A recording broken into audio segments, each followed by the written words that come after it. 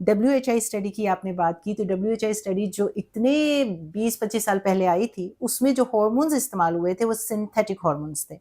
वो synthetic hormones का नाम चूंकि डॉक्टर्स भी सुन रहे हैं, conjugated equine estrogen and medroxyprogesterone. Medroxyprogesterone ने उस स्टडी में दिखाया कि ब्रेस्ट कैंसर का खतरा का ज़्यादा हो जाता है, और जो कॉन्जुगेटेड एक्वाइन एस्ट्रोजन है उससे, हालांकि एस्ट्रोजन से ब्रेस्ट कैंसर फिर भी कम होता है, लेकिन combination of that was very लीदल। तो उन्होंने वो स्टडी बड़ी अफरा तफरी में बंद कर दी कि ये तो हार्मोन से बड़ा नुकसान हो रहा है। लेकिन वो स्टडी जो बंद की, अब जो 40 साल से ज़्यादा का साइंटिफिक डेटा आया है, और जो अभी FDA ने पूरी ब्लैक बॉक्स वार्निंग हटा दी है हार्मोन से, कि जो आप यूज़ कर रहे थे हार्मोन्स वो सिंथेटिक थे। सिंथेटिक हार्मोन्स का मॉलिक्यूल फ़र्क होता है, उसका रिजल्ट डिफरेंट रिसेप्टर्स पे आता है। There are different types of estrogens, and I am telling you कि मैं खुद 25 साल से ज़्यादा अमेरिका में प्रैक्टिस कर रही हूँ। मुझे भी नहीं पता था कि टाइप ऑफ एस्ट्रोजन्स क्या होते हैं, अनलेस आई वेंट बैक और मैंने BHRT स्पेशलाइजेशन की। BHRT क्या होता है? नेचुरल हार्मोन्स, जो खुदा ताला ने आपकी ओवरी के अंदर बनाए हैं। 98% जो आपका ओवरी से हार्मोन बनता है उसको कहते हैं 17 बीटा एस्ट्राडायोल, जो कि आपको जवान रखता है, बीमारियों से दूर रखता है और आने वाली क्रॉनिक इलनेस से बचाता है। तो वही हार्मोन्स आपने सेम मॉलिक्यूल जिस्म में वापस देना है, ताकि वो उन्हीं रिसेप्टर्स पे काम करे जो जवानी का था, हीलिंग हार्मोन था, type of estrogen. Different kind of hormones होते हैं, estrogen, progesterone, testosterone, DHEA, sulphate वगैरह। उसको मैंने जब पाकिस्तान में लॉन्च किया तो मुझे एक रेजिस्टेंस, मुझे पता चला जी कि डॉक्टर्स को नहीं पता और किसी को भी नहीं पता था, क्योंकि हमारे मेडिकल कॉलेजेस में करिकुलम में ये टीचिंग ट्रेनिंग नहीं है।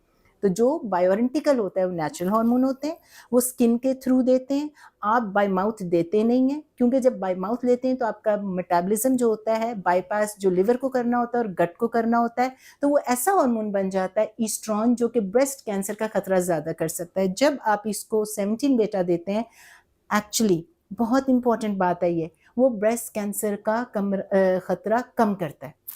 बाय गिविंग दीज हॉर्मोन्स आप इन्फ्लेमेशन कम करते हैं। जो पेरीमेनोपॉज मेनोपॉज होता है, जो 40s में खवातीन को सिम्टम्स आना शुरू हो जाते हैं, हम उसे कह देते हैं ये नेचुरल है, इसको डिसमिस कर देते हैं। डॉक्टर कह देता है वो बीबी दादी नानी को भी हुआ था, ये नेचुरल है, सबने बूढ़े होना है।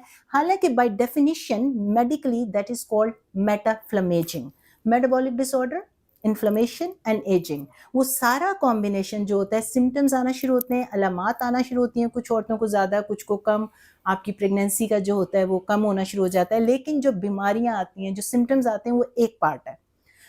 जो ये सिम्टम्स इन्फ्लेमेशन में चलते रहते हैं, 65 ईयर्स के बाद यू पे द प्राइस। उसके बाद वही इन्फ्लेमेशन बढ़ते बढ़ते आपका ऑस्टियोपीनिया, ऑस्टियोपोरोसिस, जो हड्डियां खोखली होती हैं, हड्डियों का फ्रैक्चर शुरू हो जाता है, हिप फ्रैक्चर स्टार्ट हो जाता है, और 1 in 4 women, उनमें से एक की डेथ हो जाती है because of the complication of hip fracture. So the first line treatment of osteopenia, osteoporosis is bioidentical natural hormones, क्योंकि ना सिर्फ बोन्स को बनाती हैं, ना सिर्फ ब्रेक डाउन को रोकती हैं, उसको रिपेयर करती हैं, रिजुविनेट करती हैं। हम डेक्सा स्कैन करवाते हैं ना, डेक्सा स्कैन में आप हार्मोन्स लेते हैं, फिर 5 साल बाद दोबारा करते हैं, तो ना सिर्फ बोन्स को स्टेबल करती हैं बल्कि उसको रिपेयर करके नई बोन बनती है।